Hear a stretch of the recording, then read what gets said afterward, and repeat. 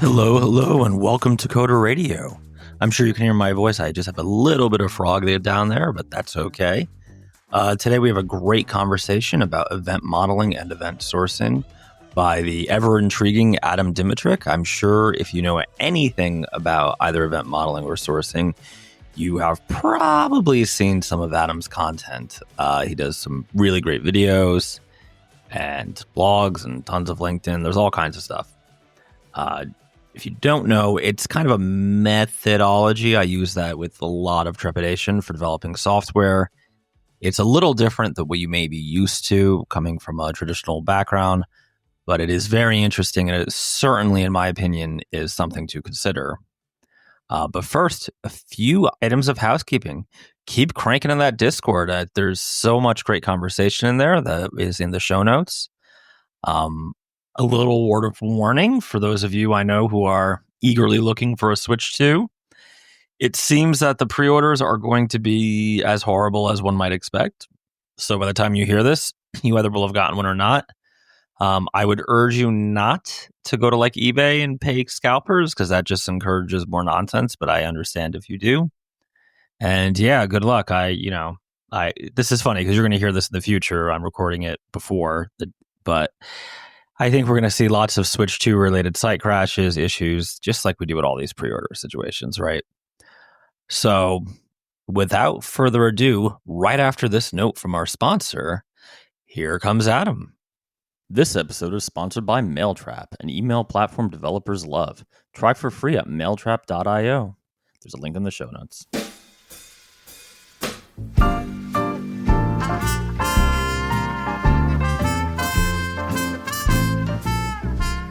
Okay, and as promised, here's Adam Dymitruk. I would call him the sage, the guru of event sourcing. Wow, Michael, thank you for that lovely intro, but I don't know if that's appropriate. I might say some things that even event sourcing people might find questionable, but anyway, let's do this. They're not here to argue. Yeah, no, exactly. Isn't that great? So I guess the most obvious question is a little bit about yourself, Adam. I know, but just for the folks. Yeah, I've been coding since I got a Commodore 64 as a 10-year-old kid, 9-year-old kid. I forget. I think I was 10. Maybe not. No, maybe I was 9. I think I was 9. It was 1980. Yeah, 1984. So I must have been 9. And I'm aging myself here, but that's okay. And I got my chops by having to put in programs by hand because I didn't have a disk drive. So I kind of started doing programming katas at a very early age, because when you turned the computer off, the program went away and I had everything written on paper and I had to retype it in every time. So I got a real sort of lesson in programming at a very young age, and but I loved it, and I've continued my whole life. There's nothing else I'd rather do. I think it's an amazing way to express yourself by building things, and I think we have the same in other, carpentry and all sorts of other disciplines. But having physical entities to work with, it's usually prohibitive because of costs, material costs, and the computer is really something that gives you what you want almost immediately, right? The speed of the chips is just incredible. And that creativity, being able to put together solutions and all that was quite inspirational to me, and a great outlet of expression. So, but also just being helpful, right? In general, finding a use and purpose in your life also is a nice thing to have. So I was very happy that both of those went together, and I went through the Dilbert offices like most people with enterprise software through the mid 90s to all the way through to the 2000s. I've done the agile adoption, a hook, line, and sinker, bought into that, did test-driven development, extreme programming for a long time, was on the board of, or I guess, I'm not sure if it's a board, but Agile Vancouver. We brought in Martin Fowler, all sorts of people here to present in Vancouver. I'm originally from Poland. We emigrated here when I was little, around the time that I got the computer. But yeah, call Vancouver home. And then in 2007, 2008, I kind of got introduced to event sourcing, and it kind of blew everything out of the water for me. All the assumptions that I had about testing, about development, about how you abstract things and what's important and what's not, totally got flipped upside down. And I could never unsee that. I could always use this cliche that it's the red pill in the matrix, but I could not step back in the pod once I saw event sourcing. So that's kind of my brief history. I then went even more full bore with event sourcing, and then 2015 when I incorporated my own company that only did software development this way, because I strongly believe that that's the most responsible way to do managed information systems, which is really majority of the systems out there. Your insurance companies, your point of sale systems, your online bank, all those things are just moving information, managing information, So having this default way of doing things that's kind of doesn't deviate from solution to solution, because how many times are going to do a point of sale system and everything's written yet another different way? It's the same patterns over and over again. So I knew that there was a greater truth that would be, better building blocks for all these types of applications, and event sourcing is kind of what I came at. And a couple of core. I'm going to jump the shark here a bit with with your questions, but one of those things that I kind of realized later on after going through this is really the powerful thing about it is that by default you're not losing information. That is your safety net, and I realized that this is actually more powerful than unit tests, which is hard for some people to hear. But someone that's been on the XP train since 2000 and the Agile movement for a long time, that took a long time for me to unlearn that is actually not true. But today I would say that event sourcing is the number one thing that would save a project compared to nothing else. So yeah, you're definitely going to hear some extreme things from me today. But that's fine. So let's kind of stick on that point about not losing information, because now I just read Martin Digler's new book. Yeah. I think which is really good. I will have a link in the show notes. I believe it's called Event Sourcing and Modeling. I may have slightly butchered the title. It's understanding event sourcing, but inside it actually also describes event modeling, which is a better way of specifying systems that plays along those lines of never losing information and understanding that information changes over time. So this is something that kind of I coined about in around the time that I started event sourcing 15 years ago, but really formalized the method around 2015, 2018, really wrote the first article on it. But it's been the way that my company has worked in terms of specifications from the very, very start. And then I wrote the original article in 2018 and then made a dedicated site to it for that article to be hosted there maybe a few months later. So that's kind of my other thing that I do, which is the specific, if you're doing event sourcing, our opinion, my opinion and my company's opinion is that event modeling is kind of the easiest way to do it. And in that book, Martin does a lot. In fact, he wrote a Miro plugin to be able to get the templates for this type of notation to be more easily authored in Miro. A lot of companies do design and specifications and other diagrams in Miro, and so he's created a product as a plugin to Miro to help with this. But the book is excellent. I mean, the book is basically guides you from A to Z, from how to put together an event source system. Yeah, it really is pretty thorough. And so this is the problem, right? I've talked to you before. I've watched some of your videos, and I never really got it, right? But that after reading the book, which I just finished literally at 7 this morning, and your statement there that it's about not losing data. That's the key takeaway I got from the book. Yeah. The difference is you're not like mutating some field on some database table over and over again and losing that data, where I would even call it a history. That's a fair way to look at things. Yeah. I think there's a lot of nerdy things that are really good in event sourcing. One of those is this, like you're saying, not losing information, but having additive only state, which means, you have immutable data, you have pure functions, like all these good things that we always strive for in programming. They're there by default as that is the only way we're going to do things, which is, why a lot of people have a hard time to stop doing event sourcing.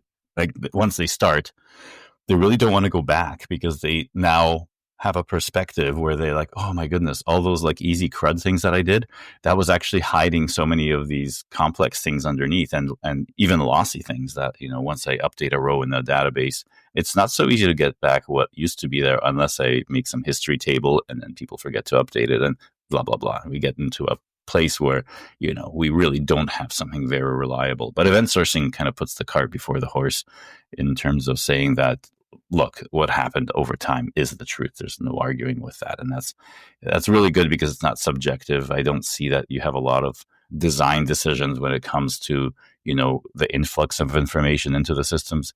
Hey, I pressed the submit button on this form. I know that this data made it into the system, so I know that it's on the ledger, and that is the tiebreaker in all arguments. It's like, hey, this thing got into the system at this time, and every design decision is subservient to that fact. Like that's the tiebreaker, which is amazing for giving good cadence and alignment for how we develop solutions.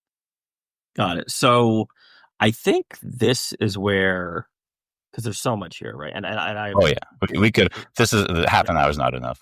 Right. I know. I'm trying to, and hopefully we'll do another one where we dig deeper. Yeah. I think the basic. I have some awesome insights into event sourcing that just literally have dropped. So there's a lot of dynamic consistency boundary, which is the idea that you drop entities and you have a dynamic way to index the history, the information in your history for having just enough to do what you need. And it really blows out of the water the sort of object-oriented origins of event sourcing with entities and streams per entity and things like that you find in even Martin's book. I mean, we have to play from that basic understanding.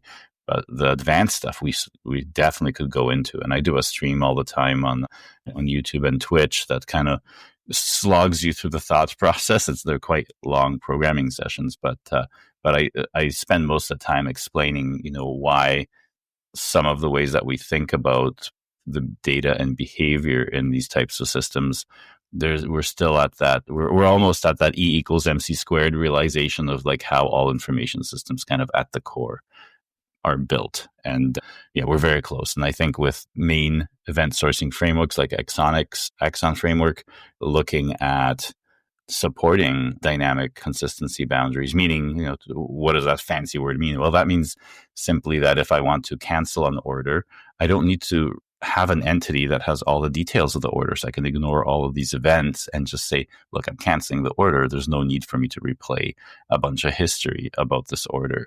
The invariant here is just don't check anything, just cancel the damn thing. In fact, let's go a step further. Let's cancel it even though it's already been canceled, right? Those types of decisions. So, and going the other way, you can start to say that some of these things need to reach out to other things such as lookups or related orders from other people. If you're doing some other orders operation, it might be your company cannot withstand too many open orders over a certain threshold of money.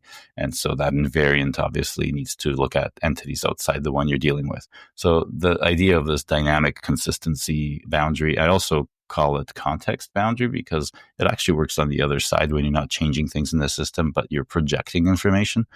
There's a whole bunch of things that are kind of on the cusp with this dynamic consistency boundary. So event sourcing doesn't sit still like anything else. The information that you're going to get out there on event sourcing when you hit Google, you're going to have things that have the kind of the longevity. They've been there for a long time, so they come up as the top results, but they are actually quite not stale, but they're kind of the initial thoughts on it. And it's especially so Martin Fowler wrote about it officially in December 2005.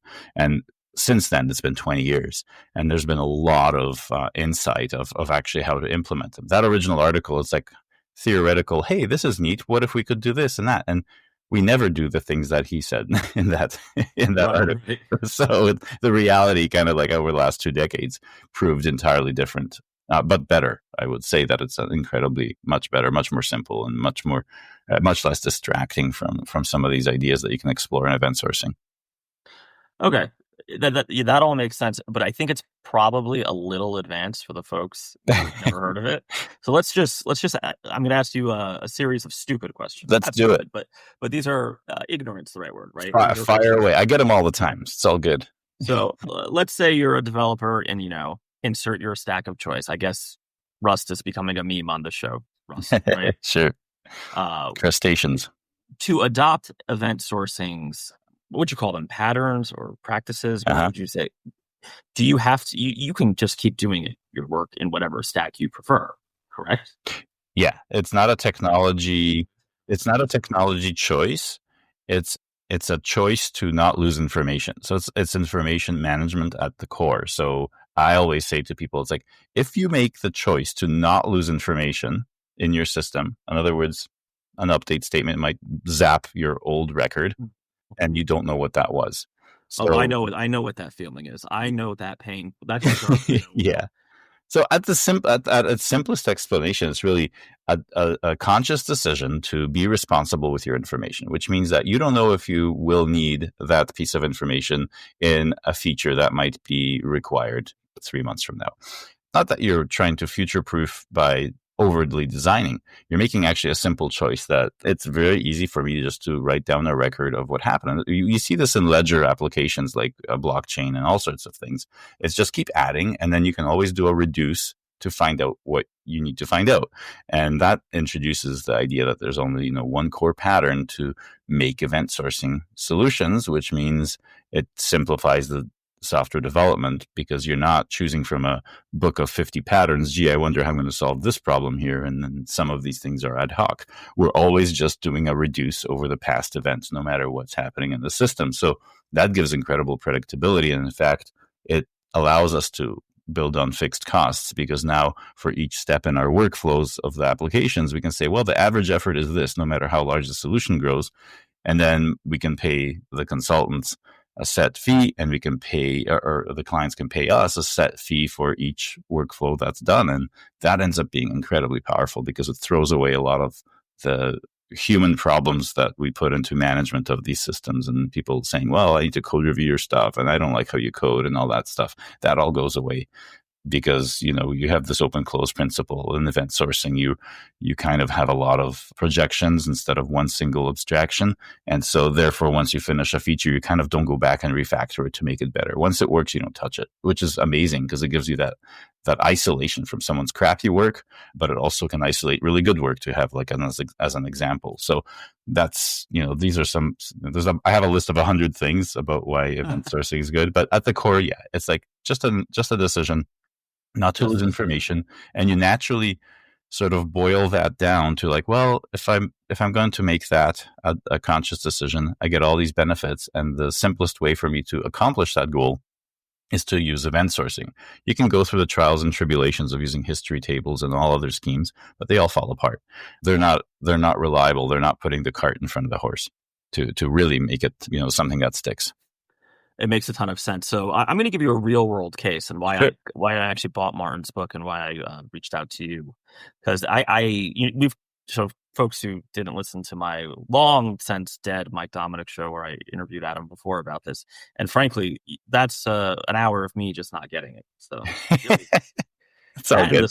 That and the old Swift episode of Coder, just really that. Like, I know people, it's horrible. Swift episode's the best rated episode. It was probably the worst episode. I think it's like ironic. It's like the hipsters ironically listen to shitty bands. I think that's exactly what it is. Well, I can say the same thing for myself. Some of the stuff that I was saying, I totally don't. I don't espouse anymore. But that's the industry. You got to move forward. So nothing to be ashamed of.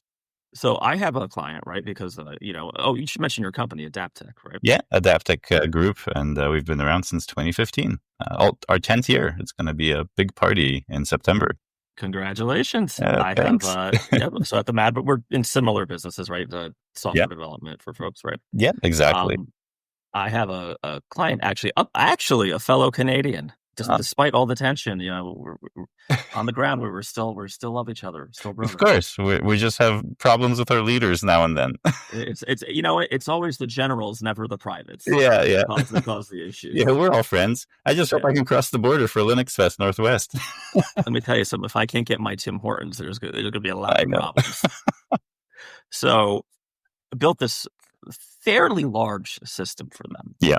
They sell, I shouldn't be too detailed, but they basically are in a business where they have tons of inventory, right? Tons of small inventory. And that inventory expires. Yeah. That's a problem, right? So we built them a pretty traditional CRUD system. And what ended up happening is the requirements changed for business reasons that make tons of sense on their side, right? They called us up. It was like a year in. We had already delivered the first system.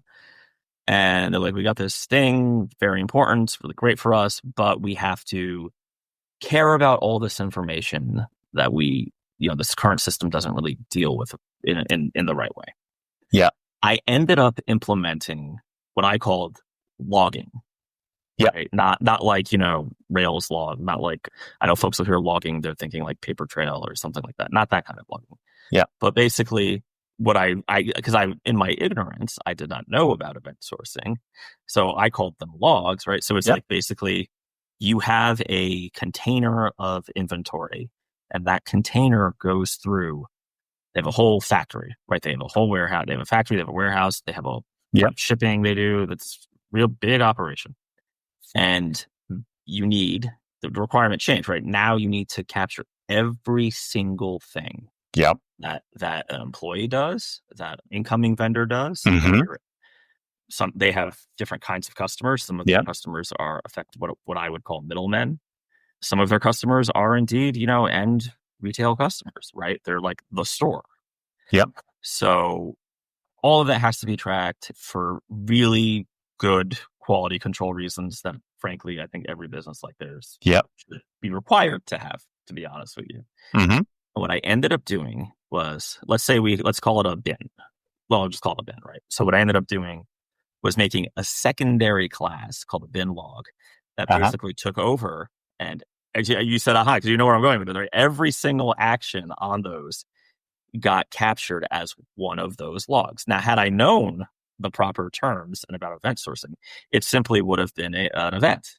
Yeah. Right? And I probably would have used something like EventDB, but I got to tell you, Postgres was able to handle that. Oh yeah, this is not a tech. This is not a tech choice. Not a you can implement this in flat files.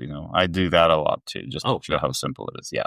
So is that kind of the, I guess, getting struck off your horse on the way to Damascus moment for people? Is that how it happens? Yeah, I mean, you hit the nail on the head about your realization there, and I think what the underpinning thing, especially in inventory systems, and you'll find that a lot of systems are like inventory systems where you say, "Oh crap, I wish I kept that." It is, how accountants have a ledger? They never use an eraser to say, "Oh, I did the wrong deposit, so I'm just going to use an eraser and put in the right amount." That they would lose their license for that, right? So what we're doing in event sourcing is really treating information like accountants treat money. And that is a very old practice that's highly successful in running the world from the largest companies on pen and paper, great trading companies that had ships sail all around the world. So this is a proven pattern of working really well and scaling really well. And that is, this idea of accounting and accurate record keeping. So event sourcing is another form of this, is that what you're doing is that you're saying, look, I'll be an accountant to the information that my system manages, right? And so now, whatever happens, I have the breadcrumb trail to how I got myself into a pickle, or how I could actually draw upon a previous state, 2 months ago, to really have the information that I need for a feature that the business now wants but didn't want when I was writing that piece of functionality. So does that help you if you just think of it as accounting? It makes a ton of sense, right? Because I learned this when I first opened my business as a dumbass 19-year-old. If you make a mistake on a deposit and put it in the wrong account, you cannot just move it and be like, it's fine. You have to make an entry and be like, this was an error. So in my real world example with my customer up in Canada, let's say somebody mislabels one of these bins. You don't just do an update on the whatever that field is in the table, right? You would add another event and say, update to insert string here, and then you could have a reason for the event. And at least this is how I think it should. Maybe you tell me where I go wrong and say, worker error, right? We made a mistake. Yeah, absolutely. Accountants have many patterns or what they put on the ledger as an excuse. So you can adjust the amount, or you can say that I have to cancel or reverse the complete transaction and then and make another one with the proper amount, because, hey, maybe my system needs to have that actual figure on the ledger. I can't have an adjustment because I won't find the actual figure that I was supposed to deposit. So in in this system for accounting for this type of company, I would need to reverse entirely that transaction and do that. The example I'm giving is if you paid the wrong amount, not put it in the wrong account, but if you paid the wrong amount for whatever reason. I just did that yesterday, actually. I paid one of our guys for the wrong invoice. And stupidly, the amount was, a negligible within 1% difference. So it all looked right to me. And then it's like, hey, buddy, you're like missing a couple of $100 here. What's the deal? You got a new tax going on up there? And I'm like, oh, crap. Doesn't matter to you. For your wrong invoice. Matters a lot to him, I'm sure. Yeah.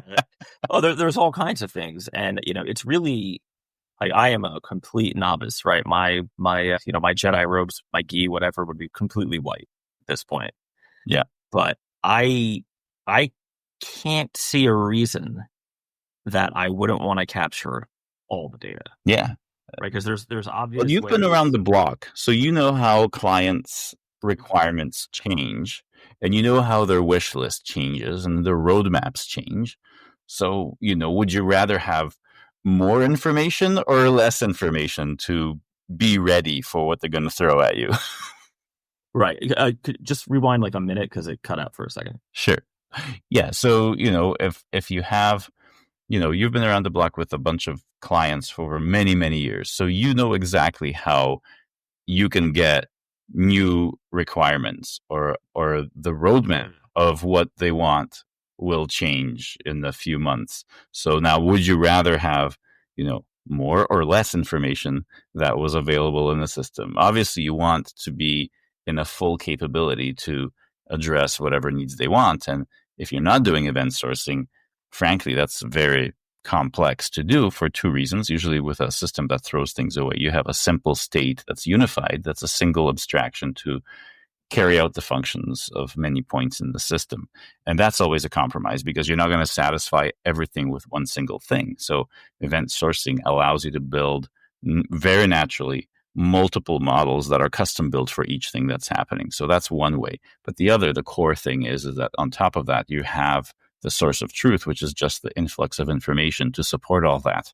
And so for many reasons, event sourcing is the answer for future-proofing your solutions. And when you're in a business like you and I, that is gold. Right. And I'm sure the objection, I think that a lot of maybe PM types perhaps would say here as well, but you're storing so much data. But one, it's not that much data. Yeah. And I'm wondering if you would even agree with this. Couldn't you, in theory, like every, 5 years or something, if you really need to, kind of offload an archive of the event to something like of course. storage? Of course. So and also, how cheap is data these days? I mean, exactly. Database are incredibly storage cheap. Yeah. I mean, you could totally optimize. And I would love to talk about this a little bit because I'm not very knowledgeable, but it was in Martin's book. And I think you've posted about it before too. These specialized databases for event sourcing that you could in theory run parallel to, my system. Yeah, you could. We usually have a live reporting version of the same events on the side to experiment with, and debugging systems is really copying part of the ledger out of the production system and rerunning the same code locally without needing to align the planets. You've been there before. We have to have like a fake service stood up and this and that and a whole dev environment just to like simulate what happened. With event sourcing, because everything's a pure function. You're looking at what happened on the system because your all functionality is a mathematical function of inputs and an output, what event you got. So yeah, definitely something that you would find. But continue. Sorry, I interrupted. No, that's exactly it. That's the question. And so I guess my last couple questions would be, let's say we've piqued the interest, right? Somebody's ear is perked up. They're like a lemur, or a meerkat rather, whatever System 76 animal themed product you want to be. Yeah.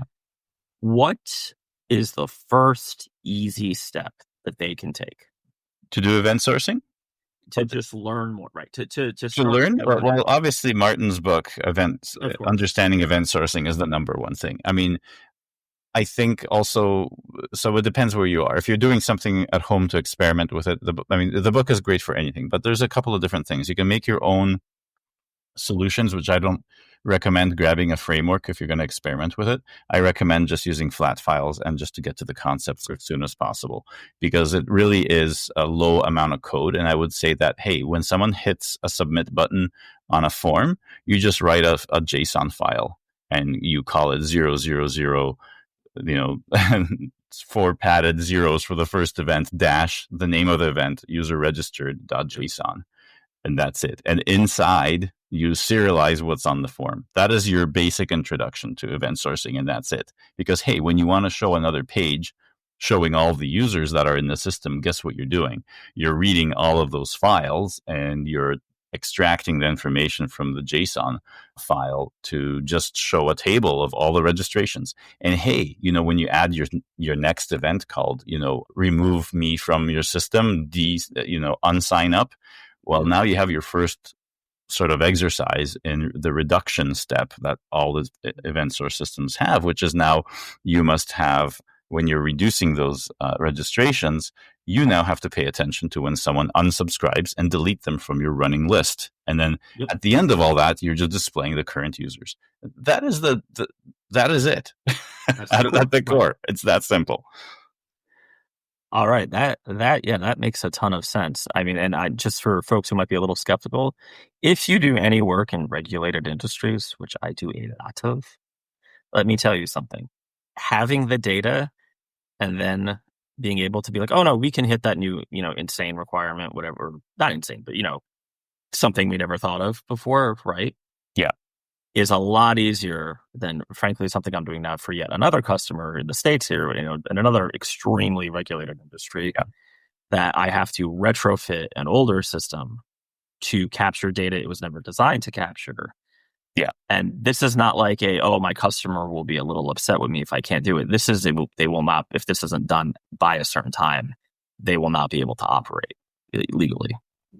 Because for folks of you who are maybe in the startup world or, something less stringent, despite what you may hear, these people who enforce these regulations usually know what they're talking about and are usually very thorough. So it's very hard to slip something by that is a violation, particularly when it comes to collecting safety data. Oh, yeah. I mean, I have one, but it's the same. They have a bunch of regulations. One of them is they're a union shop, and part of their deal with the union is collecting all this time clock data that includes stuff that other than clock in, clock out, and lunch. It's all kinds of stuff because part of they negotiate like every 3 years, is they have to give the union all the information.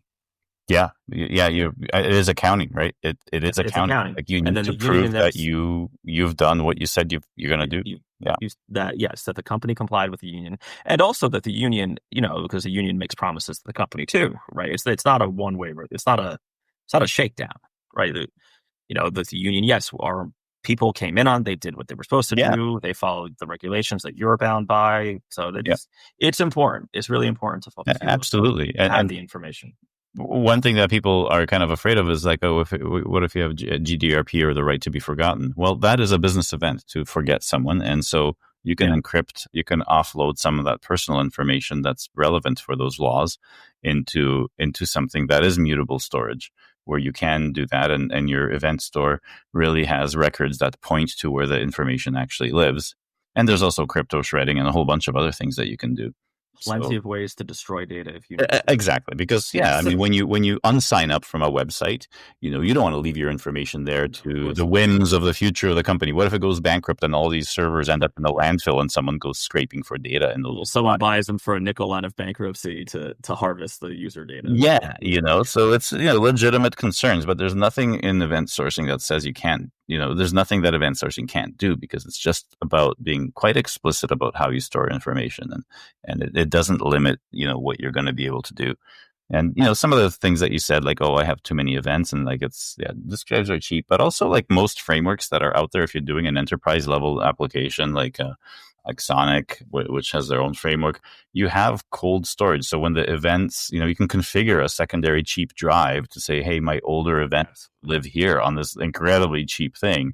And then, hey, if they're older than 7 years, I'm just going to back them up to like, DVD drives or whatever your really durable storage is. And it's going to be the same thing as getting your old Visa statements from the bank. Someone's going to have to go to the vault to get those from those years ago. And you're going to get charged $35 to get those copies mailed to you because you need it for tax purposes or something. It's the same idea. We've been managing information for thousands of years. And the only thing that we got recently is the distraction of of needing to erase data because our systems were expensive in the 50s and 60s, and we really didn't have the capacity. I use the old tired cliche of like the IBM hard drive in the 1950s or 60s, where it's like the size of a small room, cost $1 million, and stored 10 megabytes of data and cost $30,000 to operate every month. So yeah, now we have so much more. So you just got to realize that some of the ruts in the road for how we write software are etched in like these really hard constraints when most of the academic work on computer science kind of started. And we no longer have that. We can basically make information systems the way humans naturally manage them anyway. All we're doing is doing what we did on pen and paper a lot faster, a greater scale. So nothing's really changed. Sorry, awesome. Not very exciting, but no, that's true. I would encourage folks to look into this. This is, trust me, it'll save you a lot of hassle years down. But it'll also help you with AI. Like I noticed that event source solutions are very like what you know how AI works. It's like, can I predict the next word? And I chunk these little things to kind of give me a complete sentence or a paragraph based on my context window of all this previous conversation. You can think of your lineage of data, your event store, as the same thing. So I've noticed that AI is incredibly powerful in this situation. I have very few hallucinations compared to the traditional systems, even on crappy old LLMs like ChatGPT 3.5. It already was doing way more work because with event sourcing, you're using, this one pattern of reduction at each step.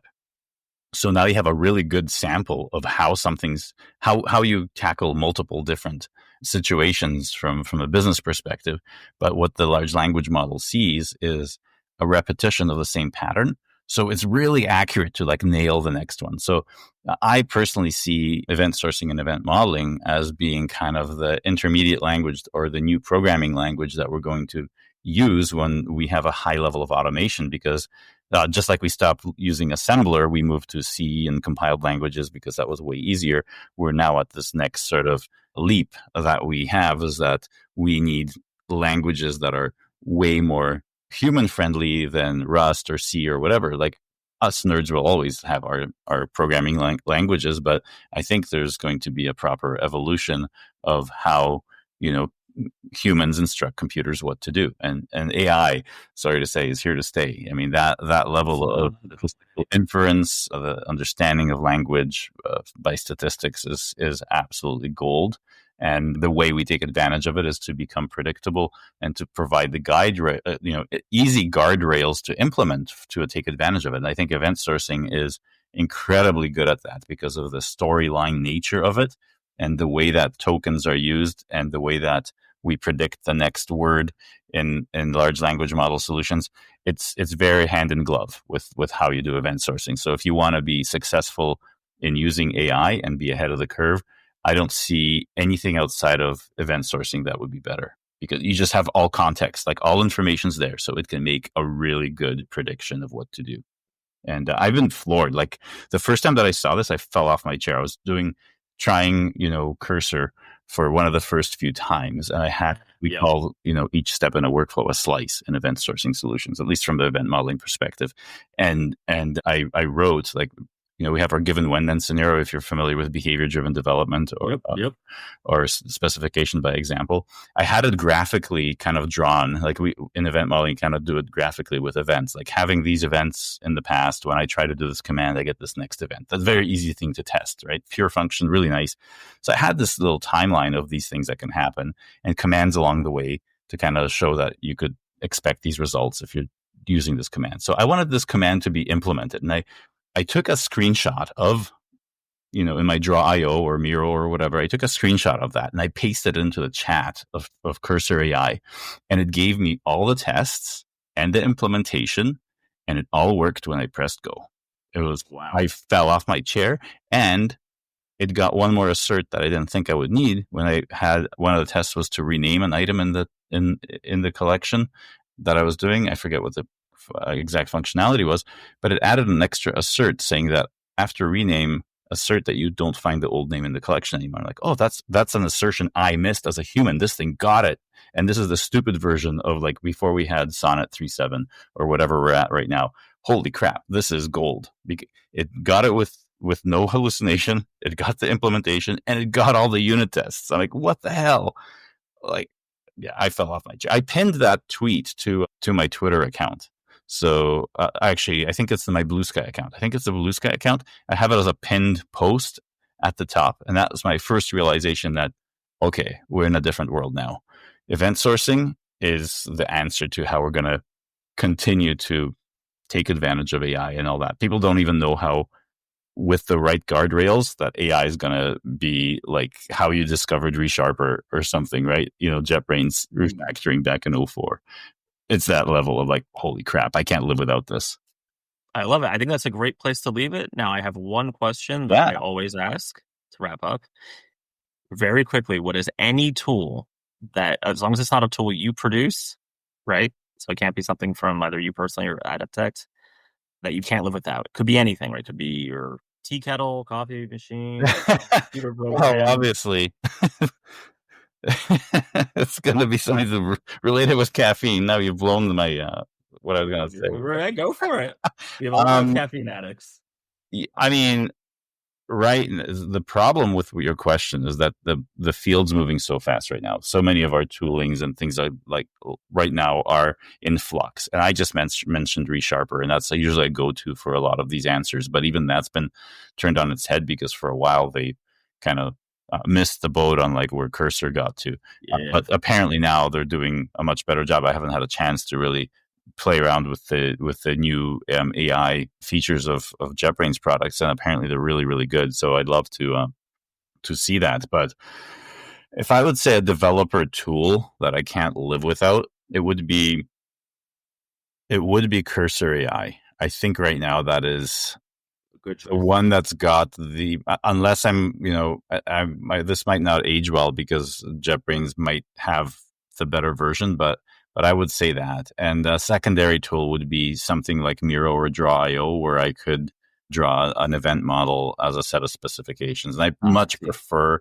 event modeling to be specifications, especially if you're doing event sourcing, because that specification flows along a timeline. And I don't produce this. This is kind of like a standard way of doing it. I'm not getting any money for any of this stuff. It's not my stuff. There's been like so many different companies that have automated the way you draw an event model so that it's not just, rectangles and arrows on a whiteboard, because there is opinion of like, what you put down. The blue and green boxes show you the input and the output to the system, and then the yellow boxes or orange boxes are your events on the timeline, and you can describe situations much like a storyboard for a movie. So I think those two things are, I can't say one thing, but I would, because I can show something like Draw.io through a plugin in, Cursor AI is a fork of VS Code. So you can do all, you can use all the plugins that you have in VS Code. In fact, you can just port them over. There's like an import function.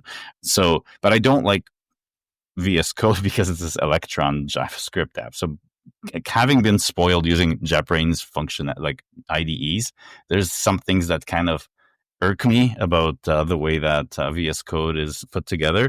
So, I would say it's, VS Code, or if JetBrains has caught up to be on par with what Cursor gives you, it's one of those things that would definitely not move forward without. But, and obviously, AI is saving me 4 hours of Googling and Stack Overflow navigation. So obviously the large language models are paying dividends for me just to type a bit of text in my IDE and it autofills what I'm thinking. That's obviously something I cannot let go of. So, but in terms of concrete tools I purchase, so it would be Cursor AI because it includes the subscription to have the large language model there at your fingertips within your IDE to do everything that you want. But the second tool is definitely something that can express what your solution does in terms of treating information, which in my case is event modeling, to be able to show on paper to people that are paying me money how the system will work, saying, hey, is it doing this or not? It's like a schematic. Like, is this right? Yeah, it's like this is actually doing this or it isn't. Like, it's pretty much more black and white than user stories or use cases from the past. I'd never go back to making specifications that way again. I want to see screenshots of or mock-ups of the screens with data, and I want to see the example data, and I want to see how it flows through the system, and I can connect how they all interact and say, yeah, that'll work, and then get paid for it when it's actually, working. So those are the two. So sorry, not an easy answer for me, especially at this point in the industry as we're going through flux, but it's Cursor AI plus anything that will support drawing event models well. That's a perfect. I can't live without those.